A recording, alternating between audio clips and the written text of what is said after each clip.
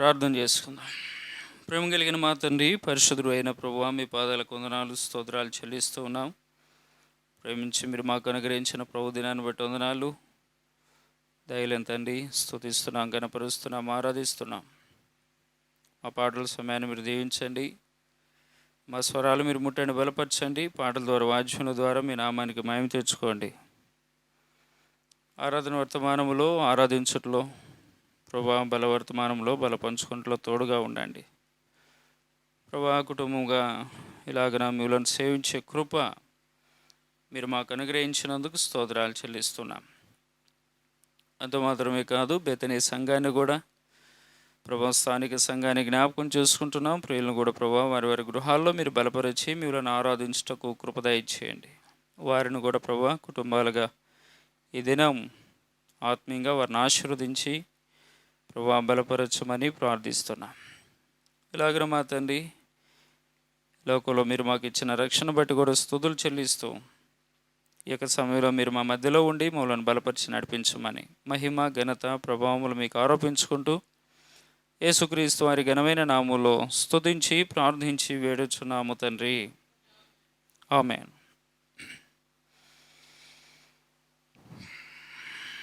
ఎంత జాలి యేసువా అనే పాట పాడుకుందాం. పాట సంఖ్య 228. డెఫినెట్గా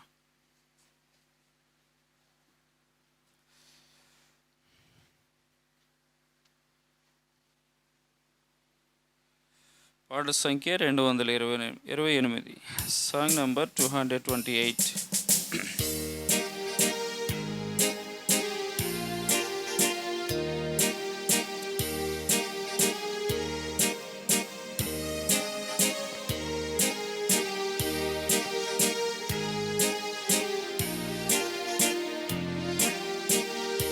ఎంత జాలి యేసువా, ఇంతయని ఊహించలేను. ఎంత జాలి యేసువా, హానికరుడా హింసకుడను దేవదూషకుడను నేను. హానికరుడా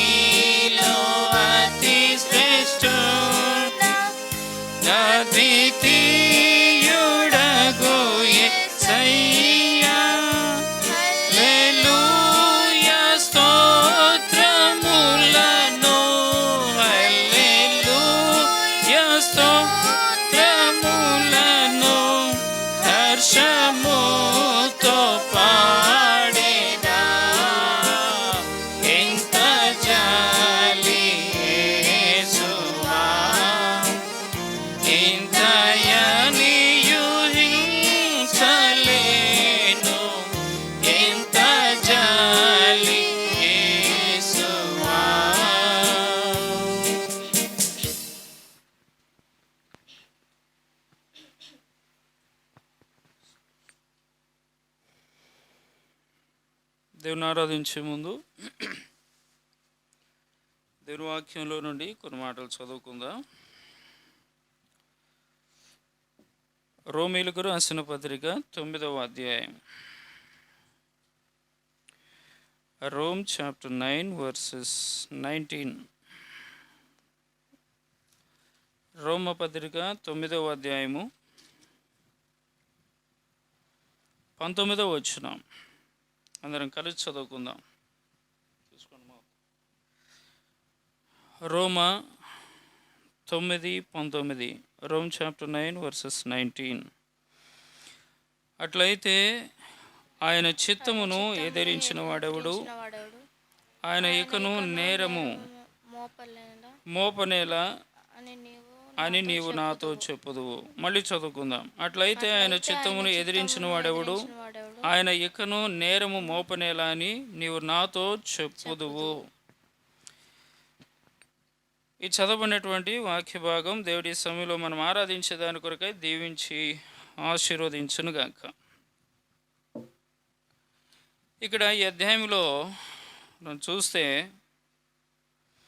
అపోస్తలుడైన పౌలు కొన్ని విషయాలను ఇక్కడ రోమాలో ఉన్నటువంటి దేవుని ప్రజలకు జ్ఞాపకం చేస్తాడు.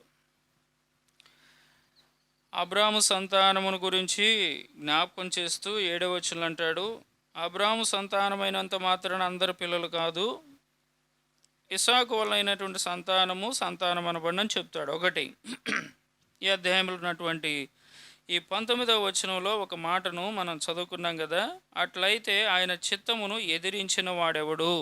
ఈ మాటలో నుండి ఇప్పుడు మనము దేవుణ్ణి ఆరాధిస్తాం.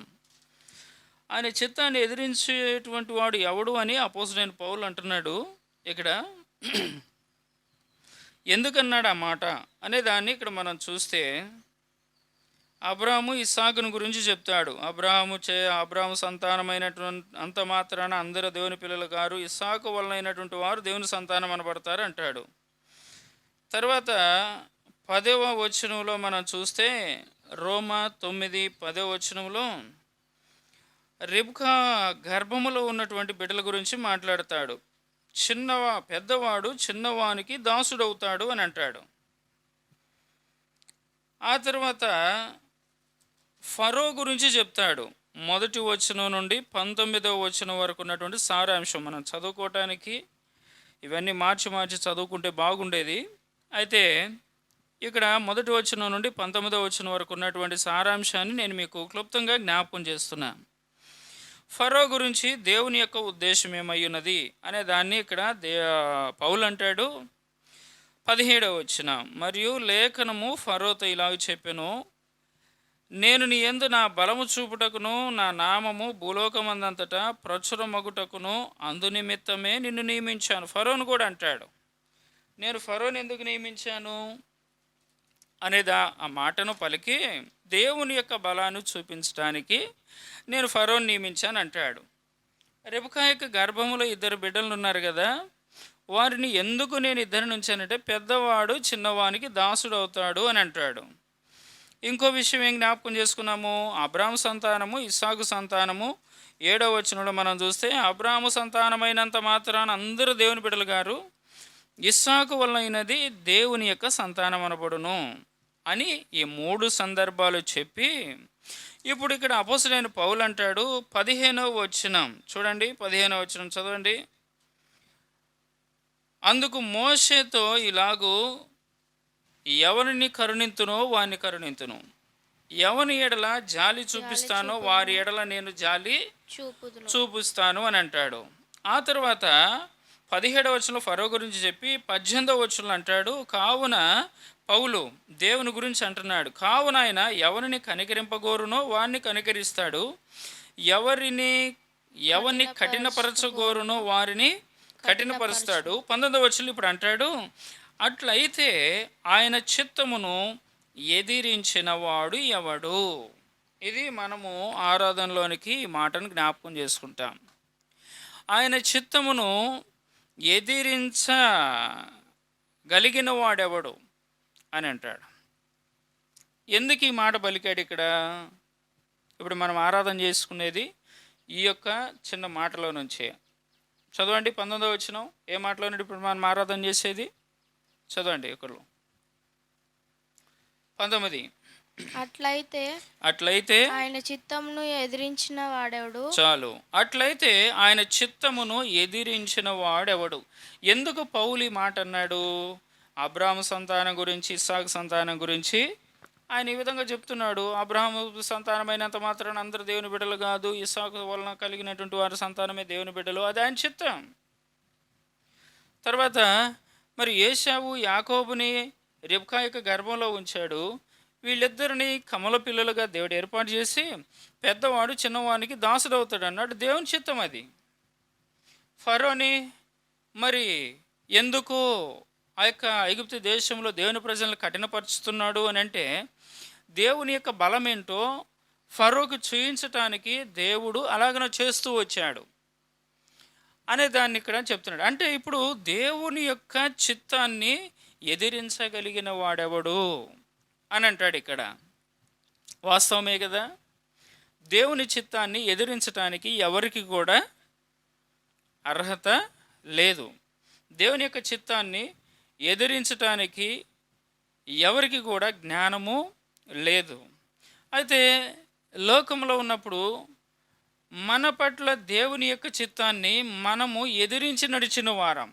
ఇప్పుడు ఆరాధనలోనికి వెళ్ళే ముందు ఈ మాటలు జ్ఞాపకం చేసుకుందాం. ఏమిటి? మనము దేవుని అంగీకరించకముందు, ప్రభుని ఆరాధించకముందు దేవుని యొక్క చిత్తాన్ని ఎదిరించి నడిచిన వారం, జీవించిన వారం. ఎలా అనే దానిని ఒక 3 మాటలు నేను మీకు జ్ఞాపకం చేస్తాను. మొట్టమొదటిది ఆదికాండము 4వ అధ్యాయం 9వ వచనం. Genesis chapter 4 versus 9. చదవండి అన్నమాట. మన పరిచయమైన మాట ఇది. దేవుని యొక్క చిత్తాన్ని ఎదిరించినటువంటి వారు ఎవరున్నారు లోకంలో అనే దాన్ని, బైబిల్లో ఎవరున్నారు అనే దాన్ని కొన్ని విషయాలు మనం జ్ఞాపకం చేసుకుందాం. చదవండి 4:9. ఆదికాండము 4:9. యెహోవా నీ తమ్ముడైన హేబేలు ఎక్కడున్నాడని కయ్యూను అడగగా,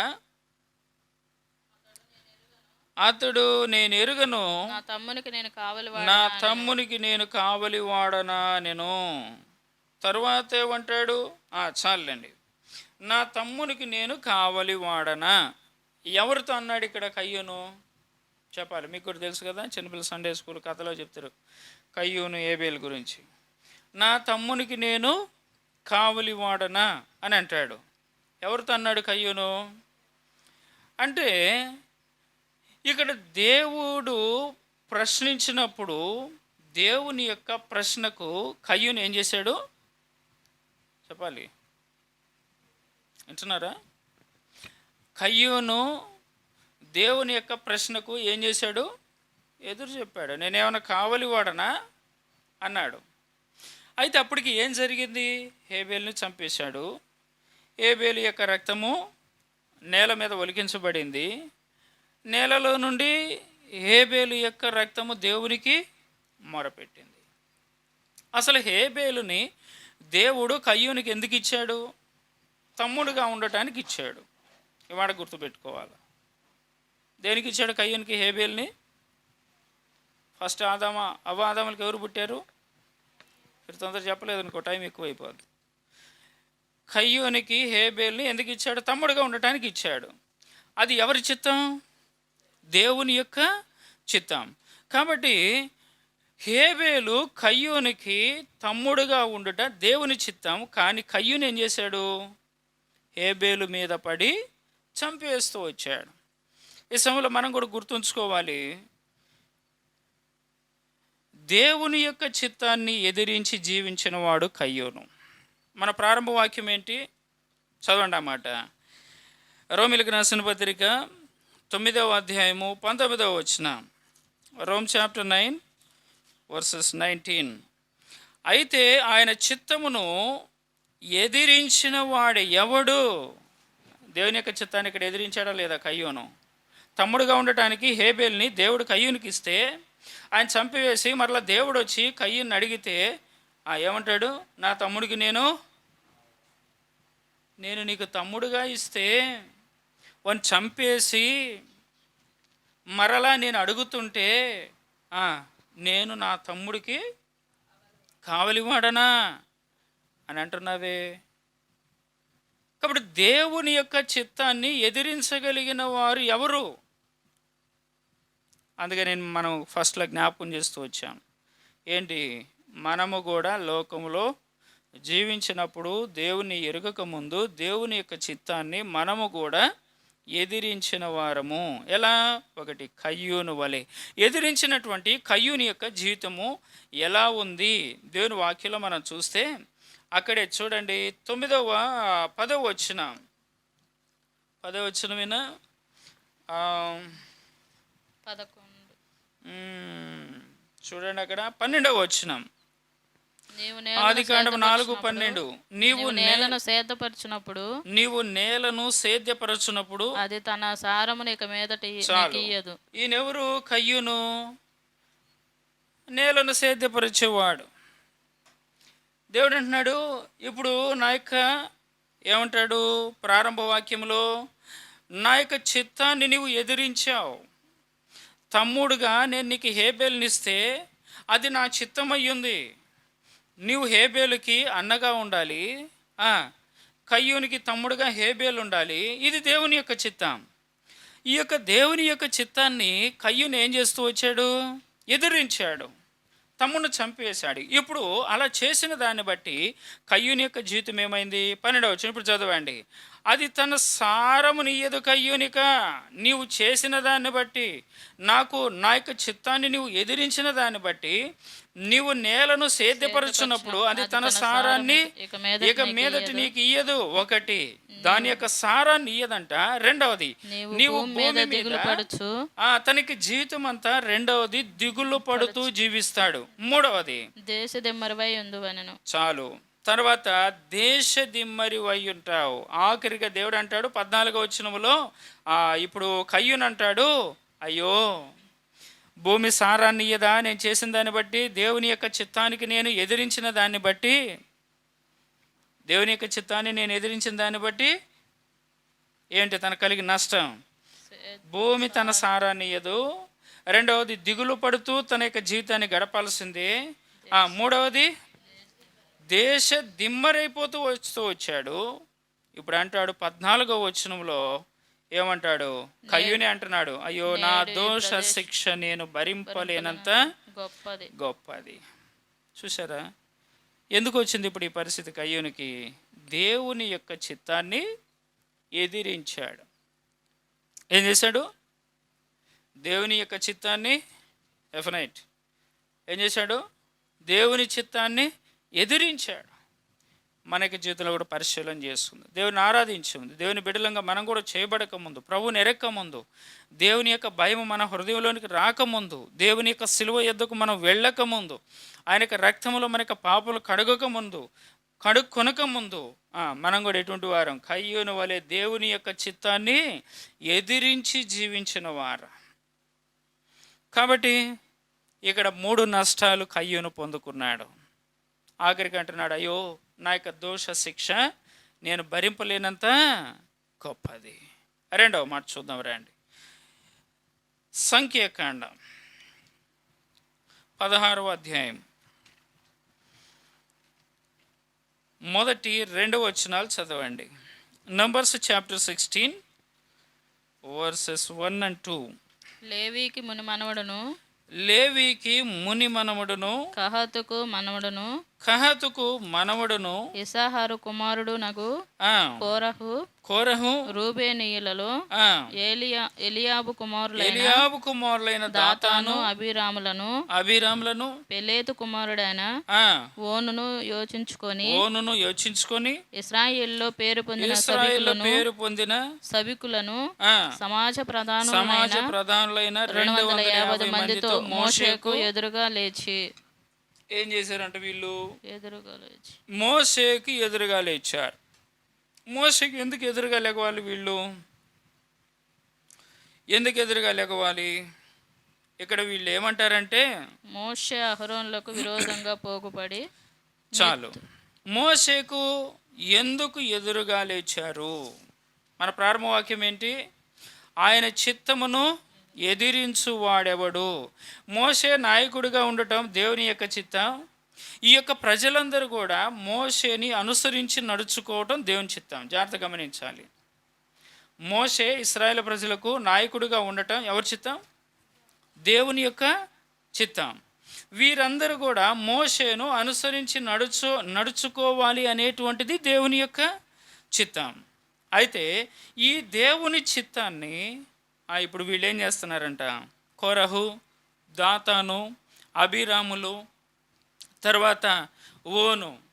కోరహు అంటే అర్థం ఏంటి అని అంటే మంచుగడ్డ అని అర్థం, లేకపోతే బట్ట తలగలిగిన వాడు అని అర్థం, లేకపోతే మరొక మాట బోడి అనేటువంటి ఆ యొక్క అర్థం కూడా వస్తుంది. దాతాను అంటే అర్థం ఏంటి అని అంటే వాని శాసనం, దేవుని యొక్క శాసనం కాదు. దాతాను అంటే అర్థం ఏంది? వాని శాసనమే ఆయనకి శాసనం. తరువాత మరొకరు ఎవరు? అభిరాము. అభిరామ్ అంటే తండ్రి హెచ్చింపబడుట, తండ్రి హెచ్చింపబడును అని అర్థం. అంటే తండ్రి హెచ్చింపబడును అని ఆ పేరుకి అర్థమైతే ఉంది. కానీ ఇప్పుడు మోషే మీద ఏం చేస్తున్నాడు? చెప్పు, నువ్వు చెప్పు. మోషే మీద ఏం చేస్తున్నాడు? ఇక్కడ లేదు నీ ఆలోచన. మోషే మీద తన్ను తాను హెచ్చించుకుంటున్నాడు. అభిరామ్ అనే మాటకు అర్థం ఏంటి అని అంటే తండ్రి హెచ్చింపబడును అంటే తన జీవితం అంతా కూడా తనకు పేరు తగ్గట్లుగా దేవుడు హెచ్చించబడాలి, దేవుని మాటకు లోబడాలి, దేవుని కనపరచాలి. ఇలాగన మరి తండ్రి హెచ్చించబడును అనే మాటకు ఈయన వ్యతిరేకంగా జీవిస్తున్నాడు. తను తాను హెచ్చించుకుంటున్నాడు మోషే మీద. మరొక పేరు ఏముంది అక్కడ? ఓనును అని ఉంది.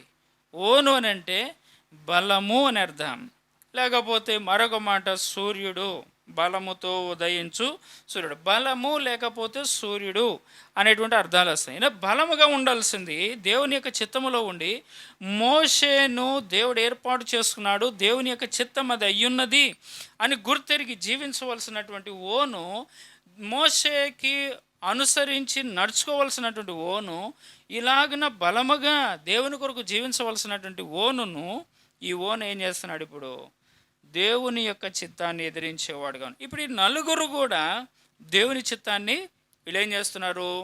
ఎదిరిస్తున్నారు.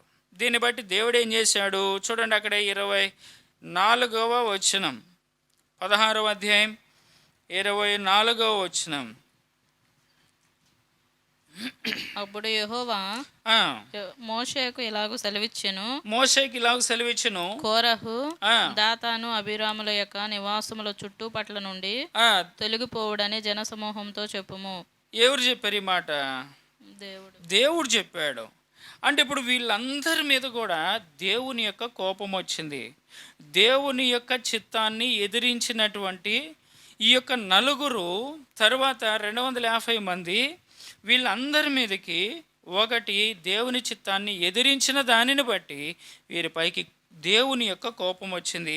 అది మనము 24వ వచనంలో మనం చూస్తాం. దేవుడు అంటాడు, మీరందరూ తొలగిపోండి వీళ్ళ నుండి, వీళ్ళ సంగతి ఏంటో నేను చూస్తా. దేవుని కోపం వచ్చింది. రెండవది చూడండి, అక్కడ మరొక మాటను కూడా మనం చూస్తాం. 33వ వచనం, 33వ వచనం. వారును వారి సంబంధులందరూ ప్రాణములతో పాతాళములో కూలిరి, భూమి వారిని మింగివేసెను. రెండవది, దేవుని చిత్తాన్ని ఎదిరించిన దాన్ని బట్టి దేవుని యొక్క కోపం వారి మీదకి వచ్చింది. రెండవది, భూమి వారిని ఏం చేసింది? మృంగివేసింది. అదే వచ్చిన చదవండి, సమాజములో ఉండకుండా నశించిరి. ఇక సమాజంలో వాళ్లకు స్థానమే లేదంటే సమాజంలో ఉండేటువంటి అర్హతను కూడా దేవుడు తీసివేస్తూ వచ్చాడు. కారణం ఏంటి? మన ప్రారంభ వాక్యం రోమా 9:19లో మనం చూస్తే, అట్లయితే ఆయన చిత్తమును ఎదిరించగలిగిన వాడు ఎవడు? కాబట్టి ఇక్కడ రెండవ మాటను మనం చూస్తాం. మోషే నాయకుడిగా ఉండటం దేవుని చిత్తం. ఈ యొక్క కోరహు, దాతాను, అభిరాములు, ఓనులు మోషేను అనుసరించి నడుచుకోవడం దేవుని చిత్తం. కానీ వీరు దేవుని యొక్క చిత్తాన్ని ఏం చేశారు? ఎదిరించారు. ఎదిరించిన దాన్ని బట్టి ఏమయ్యింది?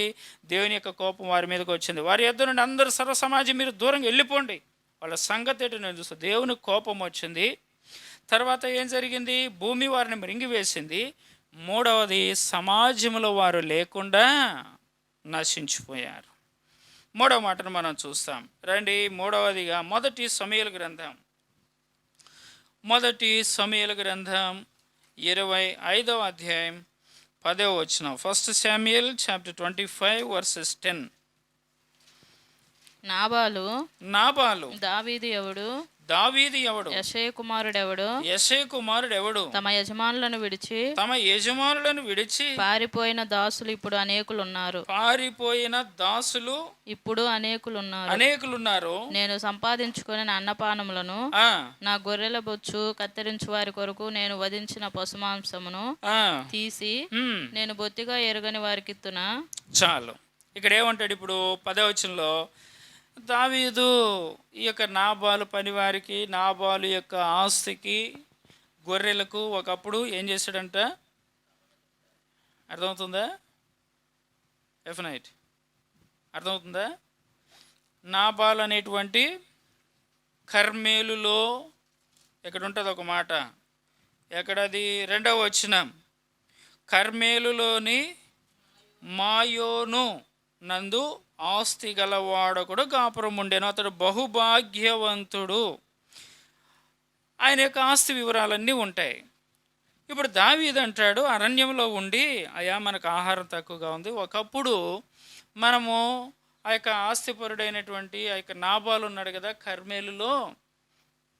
కర్మేలు అంటే అర్థం ఏంటి అంటే తోట లేకపోతే వనము అని అర్థం. ఈయన ఎక్కడున్నాడు ఇప్పుడు? నాబాలు తోట అనేటువంటి ప్రదేశంలో ఉన్నాడు.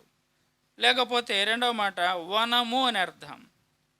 తోట అంటే తోటలో ఉంటే ఎట్టుంటుంది? వనము అంటే అదొక పెద్ద తోటను ఒక వనము కూడా అనొచ్చు. తోటలో ఉంటే ఎట్టుంటుంది? మామిడి తోటలో మనం ఉన్నాం ఉదాహరణకి, ఎండాకాలం మంచి కాయలు కాస్తున్నాయి ఉంటే ఎట్లుంటుంది? ఎట్లుంటుంది?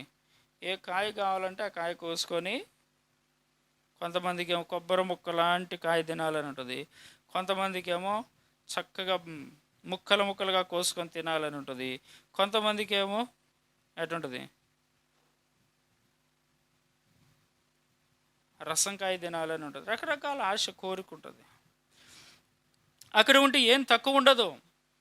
అయితే ఇటువంటి ప్రదేశంలో ఉన్నాడు.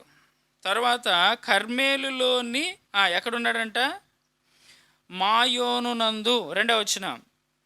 1 సమూయేలు గ్రంథం 25వ అధ్యాయం 2వ వచనం. మాయోను నందు ఉన్నాడంటే ఈయన. మాయోను అంటే అర్థం ఏంటంటే నివాసము అని అర్థం.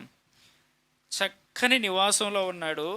తోట లాంటి, వనము లాంటి చక్కని ఆశీర్వదించబడినటువంటి కుటుంబముగా ఉన్నాడు. ఆస్తిపరుడుగా ఉన్నాడు. ఈ యొక్క నాబాలు. ఇటువంటి ఆయనకి దావీదు యొక్క పనివారు ఏం చేశారంట? ఒకప్పుడు వాళ్ళ యొక్క గొర్రెలకు విస్తారమైన గొర్రెలు ఉన్నాయి, అక్కడే రాయబడి ఉంది. సరే, ఇప్పుడు మనం అవన్నీ చదువుకోవటం లేదు. వీళ్ళన్నిటికీ కూడా కాపలా ఉన్నారు. అయితే అరణ్యంలో ఉన్నప్పుడు దావీదు పనివారికి ఆకలి అయితే ఏం చేశారు?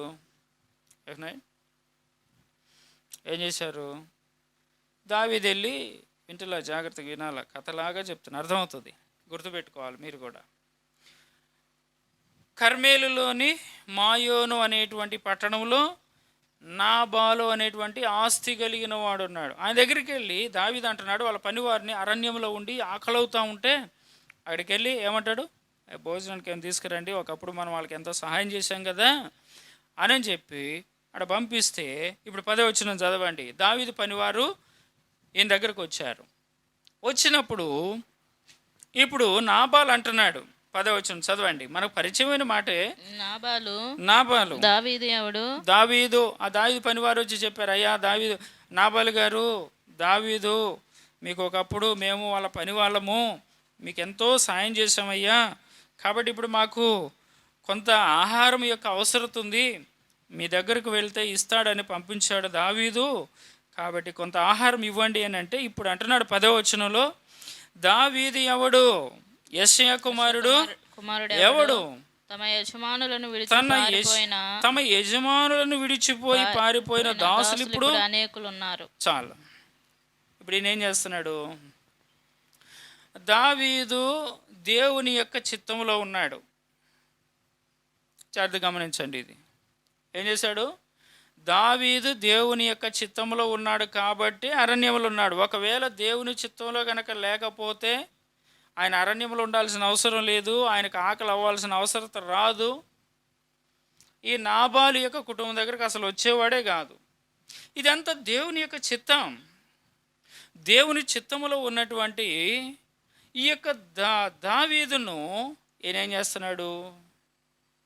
ఈయన ఆస్తి కలిగిన వాడుగా ఉండటం కూడా దేవుని చిత్తమే. నాబాలు కర్మేలులో ఏ ఊరది? మాయోను నందు ఆస్తి కలిగిన వాడుగా ఉండటం కూడా, ఆయన ఆశీర్వదించబడటం కూడా దేవుని చిత్తమే. అయితే ఇక దేవుని చిత్తములో ఉన్నటువంటి దావీదుకు ఏం చేశాడు? అవసరత వస్తే దేవుని చిత్తాన్ని ఎదిరించి ఏం చేశాడు? ఇప్పుడు దావీదు ఎవడయ్యా? యెషయా కుమారుడు ఎవరయ్యా? నా యొక్క పని వారికి సిద్ధపరిచింది నా ఇంట్లో ఉన్నటువంటిది, అటువంటి వారికి నేను ఇవ్వటం ఏంటి? నాయనా, ఆయన దావీదు. దావీదు అంటే అర్థం ఏంటో తెలుసా? ప్రియుడు అని అర్థం. ఎవరికి ప్రియుడు? ఆయన దేవునికి ప్రియుడిగా జీవించేటువంటి వ్యక్తి. కాబట్టి ఇది అంత దేవుని యొక్క చిత్తం. అది ఇటువంటి వాడు నీ గృహం దగ్గరికి వస్తే ఏం చేశాడు? ఇప్పుడు ఎదిరించాడు. ఎవరు? నాబాలు. నాబాలు అంటే అర్థం ఏంటంటే అవివేకి, లేకపోతే మోటువాడు, లేకపోతే వెర్రివాడు అని అర్థం. కాబట్టి ఇటువంటి వాడు ఏం చేస్తూ వచ్చాడు? ఎదిరించాడు. ఎదిరించి ఇప్పుడు అంటున్నాడు, నా యొక్క ఆహారాన్ని నేను ఇవ్వను అన్నాడు. ఏం జరిగింది చూడండి. ఇక్కడ మనం చూస్తే ఏం జరిగింది నాబాలుకి అనే దాన్ని మనం చూస్తే చూడండి, 37వ వచనం, 37 వర్సెస్. 1 శామ్యూయల్ చాప్టర్ 25 వర్సెస్ 37 చదవండి. ఉదయమున నాబాలునకు మత్తు దిగి ఉన్నప్పుడు అతని భార్య అతనితో ఆ సంగతులను తెలియజెప్పగా భయము చేత అతని గుండె పగిలెను. అతడు రాతి వలె బిగుసుకొని పోయాడు. 10 దినములైన తర్వాత నాబాలు మొత్తగా చనిపోయెను. మన ప్రారంభ వాక్యం ఏంటి? అట్లయినా ఆయన చిత్తమును ఎదిరించగలిగిన వాడెవడు? దేవుని చిత్తాన్ని ఎదిరించి బ్రతకగలిగిన వాడెవడు? దేవుని యొక్క చిత్తాన్ని ఎదిరించి క్షేమంగా ఉండగలిగిన వాడెవడు? కాబట్టి దేవుని బిడ్డలమైనటువంటి మనం ఒకప్పుడు, ప్రభువా మేము కూడా నీ చిత్తాన్ని ఏం చేశాము? ఎదిరించాం. అర్థమవుతుందా? ఏం చేసాం? మనము కూడా ఒకప్పుడు దేవుని చిత్తాన్ని ఎదిరించాం. కాబట్టి ఎదిరించినటువంటి కయ్యూని జీవితం ఏమైంది ఇప్పుడు చెప్పండి? భూమి సారం పోయింది. 2, తన జీవితం అంతా నీవు దిగులుతో ఉంటావన్నాడు. 3వది, దేశ దిమ్మరై ఆయన చిత్తమును ఎదిరించగలిగిన వాడెవడు? దేవుని చిత్తాన్ని ఎదిరిస్తే ఏమవుతుందంట? క్షేమమే ఉండదు. రెండో మాట ఏం చెప్పుకున్నాం? నిర్గమాకాండం, సంఖ్యాకాండం మనం చెప్పుకున్నాం కదా. మోషే దేవుని చిత్తంలో ఉన్నాడు. ఈ యొక్క దాతాను, అబీరాము, ఓను వీళ్ళందరూ కూడా మోషే నాయకుడిగా ఉండటం దేవుని చిత్తం. వీరు మోషేని అనుసరించి నడుచుకున్నట్టు దేవుని చిత్తం. కానీ వీళ్ళేం చేశారు? నువ్వేనా పరిశుద్ధుడివి? మేము కూడా పరిశుద్ధులమే. నువ్వేనా అన్ని చేసేది? మేము కూడా చేయగలం. కాబట్టి దేవుని యొక్క చిత్తాన్ని ఎదిరించారు వీళ్ళు. ఆఖరికి ఏమైపోయింది? ఒకటి, వారికి జీవితంలో ఏం జరిగింది? దేవుని యొక్క కోపం వారి మీదకి వచ్చింది. వీరి యొద్ద నుండి అందరూ దూరంగా వెళ్ళిపోండి. రెండవది, భూమి మృంగివేసింది. 3వది, వారు సమాజంలో లేకుండా నశించిపోయారు. 3వ మాట, నాబాలు. దావీదు దేవుని యొక్క చిత్తంలో ఉన్నాడు, గుర్తెరగలేదు, ఆయనకి తెలుసు. కానీ ఏం చేశాడు? దావీదు ఎవడు? అయ్యా ఆయన అక్కడ ఉండటం దేవుని చిత్తం, అరణ్యంలో ఉండటం దేవుని చిత్తం, ఆయనకు ఆకలి అవ్వటం దేవుని చిత్తం, నాబాల్ దగ్గరికి రావటం దేవుని చిత్తం, ఆహారం అడగటం ఆయన అర్హుడే, ఇదంతా దేవుని యొక్క ఏర్పాటు. కానీ దేవుని చిత్తంలో ఉన్న దాన్ని ఎదిరించడానికి నాబాల్ ఎవరు? కానీ చక్కగా తర్వాత అబీగైల్ తెలుసుకుంది, అయ్యా ఇదంతా దేవుని యొక్క చిత్తమే, ఏర్పాటే. ఆయన చాలా మంచివాడు, ఆయన చాలా గొప్పవాడు, ఆయన చాలా ఆత్మీయుడు, దేవుని చిత్తంలో ఉన్నటువంటి వాడు. గుర్తెరిగి ఆమె పోయింది, రక్షించబడింది, చేయవలసిన కార్యాలు చేసింది, రక్షించబడింది. కానీ నాబాల్ తన జీవితంలో దేవుని చిత్తాన్ని ఎదిరించాడు, మరణానికి పాత్రుడు అవుతూ వచ్చాడు. ఈ దేవుని చిత్తాన్ని ఎదిరించేటువంటి వారు ఎలా ఉంటారు అని అంటే, 2వ తిమోతికి రాసిన పత్రిక 3వ అధ్యాయం 8వ వచనంలో చెడ్డ మనసు కలిగిన వారు అని ఉంటుంది. తర్వాత అక్కడే విశ్వాస విషయంలో భ్రష్టులు వీళ్ళు. దేవుని చిత్తాన్ని ఎదిరించేటువంటి వారికి ఉండేటువంటి స్వభావం లక్షణాలు ఏంటి అని అంటే ఒక 7 విషయాలు చెప్తాను. ఒకటి చెడిన మనసు కలిగిన వారు, 2వది విశ్వాస విషయంలో భ్రష్టులు. అదే 2వ తిమోతి 3వ అధ్యాయం 8వ వచనంలో ఏమనుంటుందంటే సత్యమునకు కూడా వాళ్ళు ఎదిరించేవారుగా ఉంటారు. 4వ మాట ఏమిటి అని అంటే యాకోబు పత్రిక 4వ అధ్యాయం 6వ వచనంలో ఎదిరించేటువంటి వారు ఎలా ఉంటారంటే అహంకారం ఉంటుంది వాళ్ళకి. తర్వాత 2వ దినవృత్తాంతాల గ్రంథం 26వ అధ్యాయం 16వ వచనంలో ఒక మాట ఉంది, వాళ్ళకి గర్వం ఉంటుందంట. తర్వాత అక్కడే 2వ దినవృత్తాంతాలు 26:19లో మనం చూస్తే దేవుని బిడ్డల పైన కూడా వాళ్ళు కోపడతారు. ఉజ్జియా దాని గురించి అక్కడ రాయబడి ఉంటుంది. ఈ ఉజ్జియా ఏం చేస్తాడంటే ఆయన దేవుని యొక్క చిత్తాన్ని ఎదిరించి, ఆయన దేవుని యొక్క యాజకులను కూడా ఎదిరించి చేస్తారు. అంటే దేవుని బిడ్డలను కూడా వారు ఏం చేస్తారంటే ఎదిరించేటువంటి స్వభావం కలిగిన వారు ఎలా ఉంటారంటే, 6వదిగా దేవుని బిడ్డలను కూడా వాళ్ళు దేవుని బిడ్డల పైన కోపపడతారు. తర్వాత 7వది అక్కడే 2వ దినవృత్తాంతాలు 26:16లో రాయబడి ఉంది, దేవుని బిడ్డలపైనే కాదు దేవుని పైన కూడా వాళ్ళు ద్రోహం చేస్తారంట. దేవుని పైన ద్రోహం చేశాడు ఉజ్జియా అక్కడ. కాబట్టి ఈ యొక్క 7 లక్షణాలు ఉంటాయి. ఎదిరించేటువంటి వారి యొక్క మనస్సు, వారి యొక్క నడవడి ఎలా ఉంటుందంటే ఈ యొక్క 7 విషయాలు వారి యొక్క జీవితంలో ఉంటాయి. కాబట్టి ఎదిరించేటువంటి మన యొక్క జీవితంలో కూడా ఒకప్పుడు దేవుని కార్యాలు మనం ఎదిరించాం. కాబట్టి ఎదిరించే మన యొక్క జీవితం కూడా ఎటువంటిది ఏంటంటే చెడిన మనసు కలిగినటువంటి వారు, విశ్వాస విషయంలో భ్రష్టులం, సత్యమును కూడా ఎదిరించినటువంటి వారం. ఆ తర్వాత మనం చూస్తే అహంకారం ఉంటుంది, తర్వాత గర్వం ఉంటుంది, 6వదిగా దేవుని బిడ్డల పైన కోప్పడేటువంటి లక్షణం ఉంటుంది. తర్వాత దేవుని బిడ్డల పైన కోపటమే కాదు దేవుని పైన కూడా ద్రోహం చేయటానికి వెనకాడరు. ఎవరు? దేవుణ్ణి ఎదిరించేటువంటి వారు. వీడియోలు ఉంటుంది. కాబట్టి ఇవన్నీ కూడా ఎదిరించేటువంటి వారి యొక్క లక్షణాలు. ఇటువంటి వారిని కృప కలిగినటువంటి దేవుడు ఎలా ఆయన రక్షించాడు, ఈ ఒక్క మాట చదువుకొని మనము ఆరాధనలోకి వెళ్దాం రండి. ఎదిరించినటువంటి వారి యొక్క జీవితం ఏంటో ఇక్కడ మనం చూసాం. కానీ ఇలాగన ఎదిరిస్తూ జీవిస్తున్నటువంటి మన యొక్క జీవితాల్ని దేవుడు ఎలా రక్షించాడు అనే దానికి యోహాను సువార్త 4వ అధ్యాయము 9-10 వచనాలు. John gospel chapter 4 verses 9 and 10 చూడండి.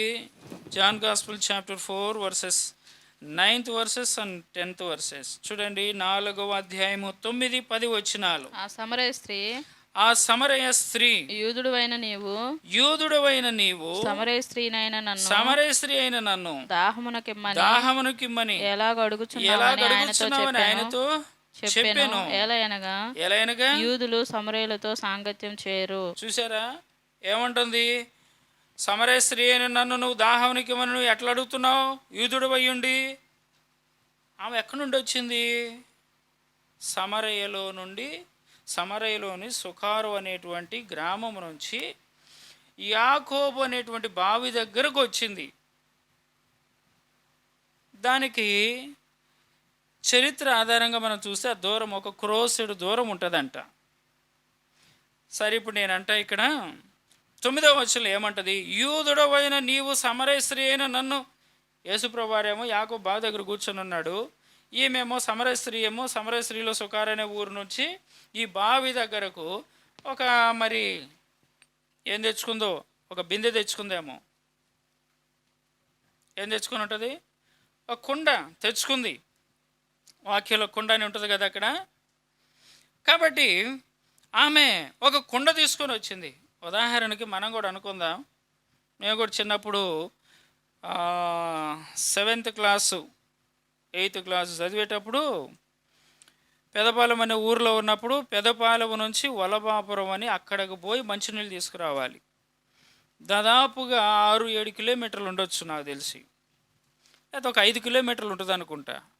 సరే, 5 కిలోమీటర్లు సైకిల్ మీద 2 బిందెలు వేసుకొని తాడు కట్టుకొని, చిన్నపిల్లోని సైకిల్ పెడలు కూడా అందేది కాదు నాకు అప్పుడు, అయినా కానీ సీటు అట్టగా దొక్కుంటా పెదపాలెం అనే ఊరు నుంచి వల్లభాపురం అంటే దాదాపు 5 కిలోమీటర్లు ఖచ్చితంగా ఉండొచ్చు. ఒక్కనే పోయేవాడిని. తార్ రోడ్డే, బస్సులు వస్తూ ఉంటాయి, లారీలు వస్తూ ఉంటాయి. ఆ ఊర్లో మంచినీళ్ళకి కొరత బాగా ఉండేది. వర్షాకాలం వస్తే నీళ్ళు ఉంటాయి, కానీ అవి తెచ్చుకోవడానికి వర్షం పడగానే బురద, ఇంత లోతు బురద, దాంట్లో కావిడేసుకొని నీళ్ళు తెచ్చేవాడిని అనమాట.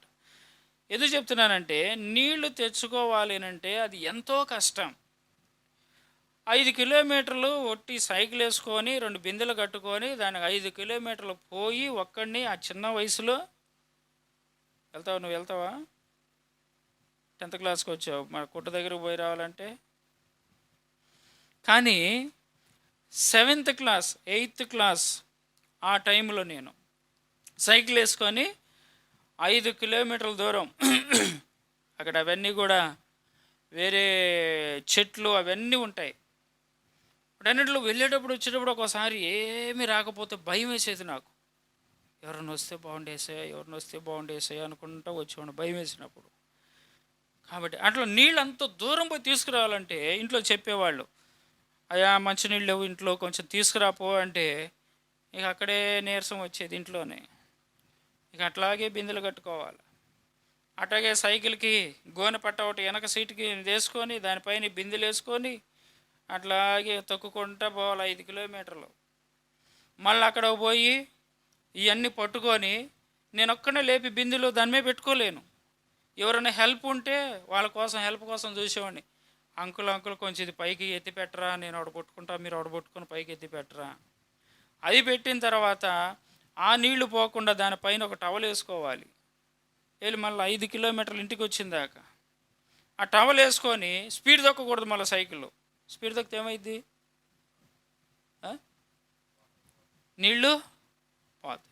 సగాన్ని పోయినాయి అనుకో, అంత దూరం పోయి తీసుకొచ్చింది దీంట్లో సగం అంటారా? మళ్ళా అంటారా? కాబట్టి మళ్ళీ తిరిగి వచ్చేటప్పుడు మెల్లగా తొక్కుకుంటా జాగ్రత్తగా ఇంటికి తీసుకురావాలి. పొరపాటున ఏదైనా గుంటలో సైకిల్ పడింది, బస్సు అడ్డం వచ్చిందనుకో, ఎదురొచ్చిందనుకో, మార్జిన్ దిగాల. చిన్న రోడ్డే, మార్జిన్ దిగితే ఏమైద్ది? తొక్కటానికి ఏమో అందదు. బస్సు ఎదురొచ్చిందా టకామని దిగి నిలబడేది ఇట్లా పట్టుకొని. మంచినీళ్ళు పోనీయకూడదు, సైకిల్ కింద పడ్డా నీళ్ళు మొత్తం ఆడేపోతాయి, మళ్ళీ అక్కడ నుండి వెనక పోవాలా. ఎందుకు చెప్తున్నానంటే, సమరయ అనేటువంటి ఊరిలో నుండి, ఆ సమరయలో సుఖార అనేటువంటి ఊరి నుండి యాకోబు బావి దగ్గరికి వచ్చిందంట. ఆ కడవ తీసుకొని ఏమనుంది అక్కడ? ఎన్నో వచ్చిన అది చదవండి అన్నమాట. 28.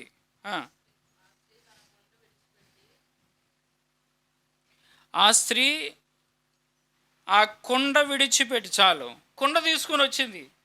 కుండ అంటే ఇంకెట్టుంటుంది? వెనకటి దినాల్లో కుండలు అంటే బాగా మందంగా ఉంటాయి, బరువుగా ఉంటాయి కదా.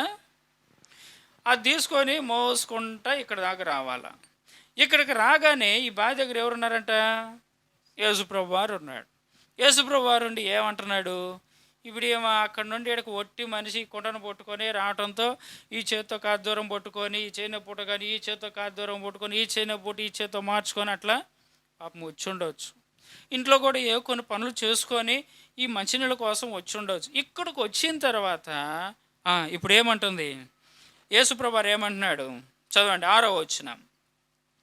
అక్కడ యాకోబు బావి ఉండెను గనక యేసు ప్రయాణము వలన అలసి ఉన్న రీతినే ఆ బావి యొద్ద కూర్చుండెను. అప్పటికి ఇంచుమించు 12 గంటలు ఆయను. సమరయ స్త్రీ ఒకటే నీళ్లు నీళ్లు చేదుకొనుటకు రాగా ఆ, యేసు యేసు నా నాకు దాహానికిమ్మని అడిగాను. ఆయన శిష్యులు ఆ. ఆహారం కొనుటకు ఊర్లోనికి వెళ్ళి ఆయన శిష్యులేమో ఊర్లోకి వెళ్ళాడు, ఆహారం కొనుక్కు రావడానికి వెళ్ళారు. ఆ సమరయ స్త్రీ ఆ సమరయ స్త్రీ యూదుడవైన నీవు ఆ. సమరయ స్త్రీనైన నన్ను దాహమునకిమ్మని ఎలాగ అడుగుచున్నావని ఆయనతో ఇప్పుడు చెప్పాను. ఇదంతా యేసుప్రభువారిని ఎదిరిస్తుంది. నేను ఇంట్లో ఎన్ని పనులు చేసుకొని వచ్చాను, ఇప్పుడు ఈ మట్టి కుండ పట్టుకొని రోజు అసలు ఒక్క రోజా కిందకు వచ్చిన తర్వాత అంటది, అయ్యా ఈ బావి లోతైనది, అయ్యా ఈ నీళ్లు నేను ఎలాగునా నేను చేదుకొని పోవాలి, ఎంత కూడా నాకు చాలా ఇబ్బందికరంగా ఉంది అని క్రిందకు వచ్చిన తర్వాత చక్కగా మాట్లాడేది. కానీ యూదుడమైనటువంటి నువ్వు ఈ బావి దగ్గర కూర్చొని సమరస్త్రీ అయినటువంటి నన్ను ఏమంటది, ఎలాగునో నీవు దాహమునకు నీళ్ళు ఇమ్మని అడుగుతున్నావు. ఇదంతా దేవుని చిత్తం. ఇది అర్థమవుతుందా? ఇదంతా ఏంటి? దేవుని చిత్తం. ఇది యేసు ప్రభువారు అక్కడ కూర్చోవటము దేవుని యొక్క ఏర్పాటు, ఆమె ఆ సమయంలో రావటం దేవుని యొక్క ఏర్పాటు, యేసుక్రీస్తు వారు సమరయ స్త్రీని దాహమునికి ఇమ్మని అడగటం దేవుని యొక్క ఏర్పాటు, దేవుని యొక్క చిత్తం ఇది. ఆమెకు జీవితం మార్చబడాలి అనేటువంటి దేవుని యొక్క చిత్తం ఇది. ఈ దేవుని చిత్తాన్ని ఇప్పుడు ఏం చేసింది? మన ప్రారంభ వాక్యం ఏంటి? ఆయన అయితే ఆయన చిత్తమును ఎదిరించువాడు ఎవడు? దేవుని చిత్తాన్ని ఇప్పుడు ఏం చేస్తుంది? ఏందయ్యా నువ్వు ఇక్కడ కూర్చొని బావి దగ్గర కూర్చొని అందుట్లో నువ్వు యూదుడు అయ్యుండి ఏమంటుంది, నన్ను దాహానికి నీళ్ళు ఇమ్మని అడుగుతున్నావే సమరయ స్త్రీని అంటే దేవుని చిత్తాన్ని ఏం చేస్తుందంటే ఎదిరిస్తుంది. నేను నీకు ఎట్లా పోస్తాను నీళ్ళు, అసలు నువ్వు నన్ను అడగటం ఏంటి? ఎదిరిస్తుంది. అయితే దేవుడు అక్కడ ఏం చేశాడు చూడండి, 10వ వచనం ఎంత చక్కగా మాట్లాడాడు. ఎదిరించేటువంటి వారిని ఇంతకుముందు మనం చెప్పుకున్నాం. కయ్యూని ఎదిరించాడు, కోరహు, దాతాను, అభిరాములు, ఓన్లు ఎదిరించారు, ఉజ్జియా ఎదిరించాడు. ఏమైపోయారు వాళ్ళు జీవితాలు? కయ్యూని యొక్క పరిస్థితి ఏమో దేశదిమ్మరైపోయాడు. ఈ యొక్క వీళ్ళేమో భూమి నెరవేర్చి వాళ్ళు మరణించారు. ఉజ్జియా కూడా తన నొసట కుష్టు కలిగి ఆయన కూడా ఏమయ్యాడు? మరణించాడు. అయితే ఇప్పుడు కృప కలిగినటువంటి దేవుడు మనల్ని దేశదిమ్మరులుగా చేయలా, మనల్ని నశించిపెట్టేట్టు చేయలా, మనల్ని అవమానానికి, నిందలకి, మరణానికి దేవుడు మనల్ని అప్పగించలా. ఏం చేశాడు? ఎదిరించేటువంటి మనలను ఈ యొక్క సమరయ స్త్రీ కూడా ఎదిరిస్తూ వచ్చింది. ఎదిరిస్తూ వస్తే ఇప్పుడు చూడండి కృప కలిగిన దేవుడు ఎలా రక్షించాడు. 10వ వచనం అందుకు యేసు నీవు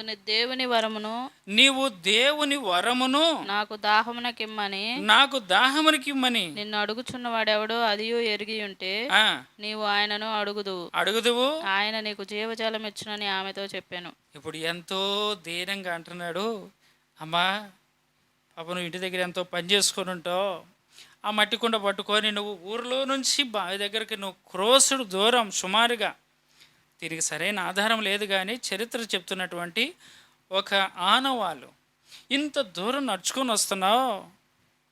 ఒకవేళ యూదుడనైనటువంటి నేను నిన్ను అడగటం కూడా తప్పే, నువ్వు ఎదిరిస్తున్నావు. అయితే ఇప్పుడు 10వ వచనంలో అందుకు యేసు నీవు దేవుని వరమును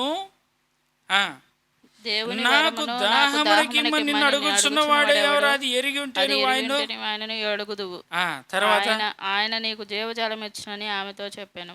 ఇప్పుడు ఈ మాటలో ఎంతగా ఆమెలో ప్రేమ కలిగిందో దేవుని పైన. ఈ వచనము 10వ వచనం ద్వారా ఆ సమరయ స్త్రీ అసలు ఎంతగా కదిలించబడిందంటే చదవండి ఇప్పుడు 11వ వచనం ఏమంటది. ఇప్పుడు ఆమె ఈ మాట చెప్పగానే 10వ వచనం అప్పుడు ఆ స్త్రీ అయ్యా చాలు. అప్పుడు ఆ స్త్రీ ఏమంటుంది? అయ్యా. ఎందుకంటే అంతకుముందు ఏమంది? యూదుడు అయిన నీవు నన్ను సమరయ స్త్రీను నన్ను దాహమీమని ఎట్ట అడుగుతున్నావు నువ్వు అని దేవుని చిత్తాన్ని ఏం చేసింది? ఎదిరించింది. నువ్వు ఎట్లా అడుగుతున్నావు నన్ను? దేవుని చిత్తాన్ని ఎదిరించింది. 10వ వచనంలో దేవుడు చక్కగా ఆయన మాట్లాడి, ఆయన దీనంగా మాట్లాడి, అందుకనే సామెతల గ్రంథంలో ఒక మాట రాయబడి ఉంటుంది 15వ అధ్యాయం 1వ వచనంలో, మృదువైన మాట కోపమును మృదువైన మాట పాపమును క్షమించు. నేను అంటాను ఇప్పుడు, మృదువైన మాట కఠినమైన హృదయాన్ని మార్చును, మృదువైన మాట రాయి వంటి హృదయాన్ని మెత్తన చేయను, మృదువైన మాట కోపమును ఏం చేస్తుందంట? మా తల్లి, నువ్వు ఎందుకు కోపడతావు? నువ్వు దేవుని చిత్తంలో ఉన్నావమ్మా. ఆ చిత్తాన్ని నువ్వు ఎదిరించొద్దు. చూసారా?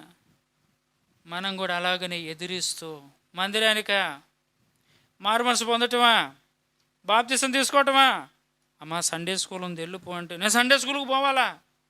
యూత్ మీటింగ్ ఉంది పోమ్మా అంటే, నేను యూత్ మీటింగ్ నేను పోయేదేంటి ఎవరి కాల్లో?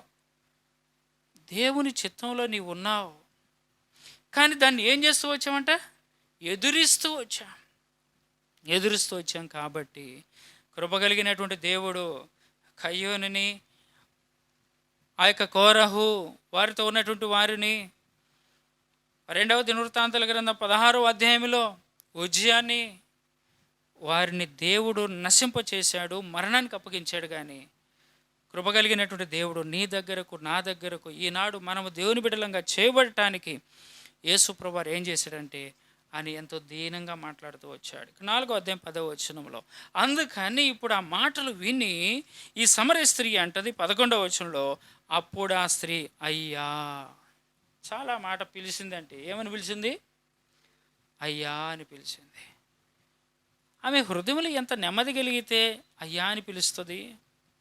ఆమె హృదయానికి ఆయన చూసినప్పుడు ఎంత ఆనందం వేస్తే, ఆ మాట విన్నప్పుడు, ఆయన జీవితమును చూసినప్పుడు, ఆయన ముఖాన్ని చూసినప్పుడు, ఆయన యొక్క బాడీ లాంగ్వేజ్ని చూసినప్పుడు, ఆయన యొక్క సిలువను చూసినప్పుడు, ఈనాడు నీవు నేను, ఆయన పొందిన గాయాలను చూసినప్పుడు, ఈనాడు నీవు నేను, ఆ సిలువలో యేసుక్రీస్తు వారు కార్చిన రక్తాన్ని ఆఖరి బొట్టు వరకు మన కొరకు చిందించాడు అనేటువంటి రక్తాన్ని గుర్తెరిగినటువంటి నీవు నేను, ఈనాడు మనం కూడా ఏం చేశాం? ఆ దేవుణ్ణి ఎదిరించినటువంటి, దేవుని చిత్తాన్ని ఎదిరించి జీవిస్తున్నటువంటి మన యొక్క జీవితాలను కూడా ఇలాగన మార్చాడు. మార్చి ఇప్పుడు ఏం చేశాడు? ఈ స్త్రీని, సరే నేను ఒక మాట చెప్తా, అయ్యా అని పిలిచింది ఒకటి, 19వ వచనంలో ప్రవక్త అంది, 25వ వచనంలో మెస్సియాని నేను గుర్తించానంది, 29వ వచనంలో అనేకులకు క్రీస్తు అని సాక్ష్యమిస్తూ వచ్చింది యేసుక్రీస్తు వారి గురించి, 5వదిగా దేవుని బిడ్డగా చేయబడింది. ఆ తర్వాత ఇక్కడ 39వ వచనంలో అనేకులను ఆయన యందు విశ్వాసం ఉంచేటట్లుగా చేసింది. 5 మాటలు ఏం చేసింది? ఒకటి అయ్యా అని పిలిచింది, 2వది ప్రవక్తవు నీవు అని అంది, 3వది 25వ వచనంలో నేను మెస్సియా అని చెప్పేసి ఆయన గుర్తుపట్టింది, 29వ వచనంలో అనేకులకు క్రీస్తు అని ఈయన క్రీస్తు అని సాక్ష్యం ఇచ్చింది, 5వదిగా దేవుని బిడ్డగా చేయబడింది. 39వ వచనంలో మనం చూస్తే అనేకులను దేవుని యందు విశ్వాసం ఉంచేటట్లుగా చేసింది.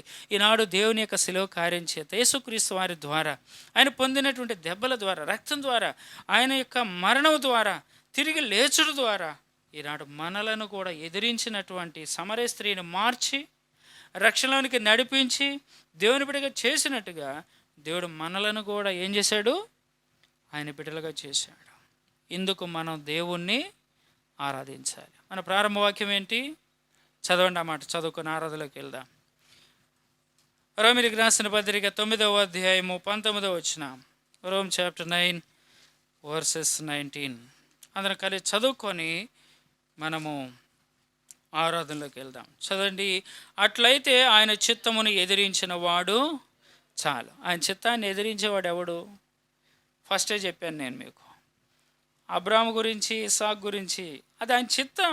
ఆయన చిత్తాన్ని ఎదిరించేవాడు ఎవడు? రిబ్కా యొక్క బిడ్డలు యాకోబు, ఏశావులు, పెద్దవాడు చిన్నవాడికి దాసుడు, అది ఆయన చిత్తం. దాన్ని ఎదిరించగలిగిన వాడు ఎవడు? ఫరో ఉన్నాడు, ఐగుప్తులో ఎన్నో కార్యాలు జరిగినాయి. ఆయన యందు దేవుని యొక్క బలమును ఫరో ఎడల చూపించడానికి ఆయన చేశాడు. అది ఆయన చిత్తం. ఆయన చిత్తమును ఎదిరించగలిగిన వాడు ఎవడు? ప్రేమైన సోదర సోదరి, మన యొక్క జీవితంలో కూడా లోకములో దేవుని యొక్క చిత్తాన్ని మనం కూడా ఎదిరించి జీవించినటువంటి వారా? హేబేలు కయ్యోనికి తమ్ముడుగా ఉండట దేవుని చిత్తం, కానీ కయ్యోను దేవుని చిత్తాన్ని ఎదిరించాడు, హేబేలును చంపేశాడు. 3 అంతల అనుభవాలను మనం చూసాం. మోషే నాయకుడిగా ఉండట దేవుని చిత్తం, కోరహు, దాతాను, అబీరాములు, ఓనులు వారిని వెంబడించుట దేవుని చిత్తం, కానీ దేవుని చిత్తాన్ని ఎదిరించారు. అందులో నుంచి ఒక 3 మాటలు మనం చూసాం. దేవుడు నశింపజేశాడు సమాజంలో నుండి. తరువాత 2వ దినవృత్తాంతాలు 16వ అధ్యాయంలో ఉజ్జియా అక్కడ ఏం చేస్తూ వచ్చాడంటే, దేవుని యొక్క మందిరం విషయంలో, పరిచర్య విషయంలో, యాజకుల విషయంలో దేవుని చిత్తాన్ని ఆయన కూడా ఎదిరించాడు. అవునా? దేవుని యొక్క మందిరం విషయంలో, దేవుని యొక్క పరిచర్య విషయంలో, యాజకుల విషయంలో ఉజ్జియా తను స్థిరపడిన తర్వాత హృదయమందు గర్వించి దేవుని చిత్తాన్ని ఎదిరించాడు. ఏమయ్యాడు ఎదిరించి? నొసట కుష్టు వచ్చింది, ఆఖరికి మరణించేంతవరకు ఆ కుష్టు తనతో ఉంటూ వచ్చింది. అయితే దేవుని చిత్తాన్ని ఎదిరించగలిగిన వాడు ఎవడు? అయితే ఈనాడు దేవుడు మరి మనల్ని ఎట్లా రక్షించాడు? మనం కూడా ఎదిరించాం. అయ్యా, దేవుని యొక్క మందిరానికి రండి, దేవుని అంగీకరించండి, భూమి ఆకాశములకు సృష్టికర్త ఆయనే, పరలోక రాజ్యం ఇచ్చేది ఆయనే, మన పాపక్షమాపణ ఇచ్చేది, పరలోక రాజ్యం ఇచ్చేది అని చెప్తా ఉంటే దేవుని చిత్తాన్ని మనం కూడా ఎదిరించిన వారా. ఉదాహరణకి సమరయ స్త్రీ దేవుని చిత్తాన్ని ఎదిరించింది. ఎదిరిస్తే దేవుడు ఏం చేశాడు? చక్కగా దీనంగా ఆమెతో మాట్లాడుతూ వచ్చాడు. అమ్మా మాట్లాడిన తర్వాత ఏం చేసింది? ఆమెలో ఉన్న పాపాన్నంతా విడిచిపెట్టింది. అయ్యా, జీవజలంలో నుండి ఎప్పటికీ దప్పిక కాకుండా ఉండేటువంటి ఆ నీరున దయచే, నేను దూరం రాలేకపోతున్నానంటే, మొదట నువ్వు వెళ్ళి నీ పెనిమిటిని తీసుకొని రాపో అంటే తన పాప జీవితాన్ని అంతటిని చక్కగా విడిచిపెట్టింది. చక్కగా చెప్పింది, అయ్యా నాకు పెనిమిటి లేడు, నువ్వు నిజమే చెప్పావు, నీకు 5 పెనిమిటిలు ఉన్నారు కానీ ఇప్పుడున్నవాడు కూడా నీ పెనిమిటి కాదు. పాపాలు ఒప్పుకుంది. దేవుని యొక్క చిత్తాన్ని ఎదిరించినటువంటి సమరయ స్త్రీని దేవుడు ఆయన ఎంతో దీనంగా మాట్లాడాడు. మనం కూడా ఎదిరిస్తూ జీవించాం, మనతో దేవుడు దీనంగా మాట్లాడాడు. సేవకుల ద్వారానా, వాక్యం ద్వారానా, సువార్త ద్వారానా, టీవీలో వాక్యం ద్వారానా, ఎలాగనో దేవుడు మనకి జీవితంలో గొప్ప కార్యాలు చేశా. ఒక దర్శనం ద్వారానా, కళ ద్వారానా దేవుడు దీనంగా ఆయన మాట్లాడి మనలో ఉన్నటువంటి పాపపు జీవితాన్ని, సమరయ స్త్రీలో ఉన్న పాపపు జీవితాన్ని యథార్థంగా ఒప్పుకునేటట్లుగా చేసినట్లుగా, మనలో ఉన్నటువంటి పాప జీవితాన్ని కూడా ఒప్పుకునేటట్లుగా చేసి, ఇప్పుడు ఏమంటుంది తర్వాత ఆఖరికి అయ్యా అని పిలిచింది. ఆ దేవుణ్ణి ప్రేమగా పిలిచేటట్లుగా ఎదురించేటువంటి స్వభావం కలిగినటువంటి మనలను దేవుని అయ్యా, దేవుడా, ప్రభువా అని పిలిచేటువంటి ధన్యతలోనికి దేవుడు నడిపించాడు. ఎందుకు మనం ప్రభువుని ఆరాధించాలి? ఆయన నీవు ప్రవక్తవు అని అంది. ఈనాడు మనం ఆయన దేవుడని గుర్తుపట్టేలాగున, ప్రవక్తలాగా దేవుడని గుర్తుపట్టేలాగున మనలను దేవుడు చేస్తూ వచ్చాడు. ఎందుకు మనం దేవుని ఆరాధించాలి? 3వది, మెస్సియా అని ఆమె ఆయన గుర్తుపట్టింది. నిజంగా ఎంత గొప్ప ధన్యతలోనికి నడిపించాడు దేవుడు ఆయన్ని, ఆమెను. అలాగన దేవుడు కూడా మెస్సయ్యా, దేవుని యొక్క మందిరం, దేవుని యొక్క పరిచర్య, పాప క్షమాపణ, బాప్తిసం, దేవుని బిడ్డలకు చేయబట్ట, ఆయనలో ఏమేమి ఉన్నాయో అవన్నీ గుర్తుపట్టేటట్లుగా దేవుడు చేస్తూ వచ్చాడు. 4వదిగా అనేకులకు క్రీస్తు అని సాక్ష్యం ఇచ్చింది. ఆయన క్రీస్తు కాడా? కాబట్టి అనేకులకు ఆయన క్రీస్తు అని సాక్ష్యం ఇచ్చింది. ఈనాడు మనలను కూడా ఎదిరించేటువంటి మనం, దేవుని చిత్తాన్ని ఎదిరించేటువంటి మనలను ఆయన క్రీస్తు కాడా అని అనేకులకు సాక్ష్యం ఇచ్చే బిడ్డలుగా దేవుడు మనల్ని చేశాడు. ఎందుకు దేవుని ఆరాధించాలి? ఆఖరిగా దేవుని యొక్క బిడ్డలుగా అనేకులను చేయటమే కాకుండా, తను దేవుని బిడ్డగా అవటమే కాకుండా అనేకులను దేవుని యందు విశ్వాసం ఉంచేటట్లుగా దేవుని పరిచర్య చేసింది. దేవుని పరిచర్య చేసేవారుగా ఈనాడు దేవుడు మనలను కూడా ఆశీర్వదించాడు. దేవుని యొక్క చిత్తాన్ని ఎదిరించేటువంటి మనలను మరణానికి అప్పగించకుండా దేవుని యొక్క చిత్తాన్ని ఎదిరిస్తున్నటువంటి సమరయ స్త్రీ క్రీస్తును తెలుసుకొని ఎలాగన తన బిడ్డగా చేయబడి రక్షణలోకి వచ్చి ఈయన క్రీస్తు కాడా అని ఎంత గొప్ప ధన్యతలోనికి దేవుడు నడిపించాడో, అలాగ మనలను కూడా దేవుడు తన బిడ్డగా చేసుకున్నాడు, తనకు సాక్షులుగా చేసుకున్నాడు. అనేకులను రక్షించేటువంటి పరిచర్యను దేవుడి నాడు మనకిచ్చాడు. ఆమె అనేకులను దేవుని యందు విశ్వాసం ఉంచేటట్లుగా చేసిందంట. ఎంత చక్కని పరిచర్య చేసింది. ఇటువంటి పరిచర్యలోనికి నన్ను కూడా నడిపించావు ప్రభువా, నీ చిత్తాన్ని ఎదిరించి జీవిస్తున్నటువంటి నా జీవితం, నీ చిత్తాన్ని ఎదిరించి జీవిస్తూ నశించి మరణానికి వెళ్ళవలసిన నా జీవితాన్ని ఈనాడు ఏం చేసావు ప్రభువా? నీ బిడ్డగా నన్ను సమరయ స్త్రీని మార్చి నీ బిడ్డగా చేసుకున్నట్లుగా నన్ను కూడా నీ బిడ్డగా చేసుకున్నందుకు స్తోత్రాలు ప్రభువా అని మనం దేవుణ్ణి ఆరాధించాలి. ఈ కొద్ది మాటలు మనం హృదయలో ఉంచుకొని ప్రభువుని మనము ఆరాధిస్తాం. మోకరించండి, ఆరాధనలో ప్రవేశిస్తాం.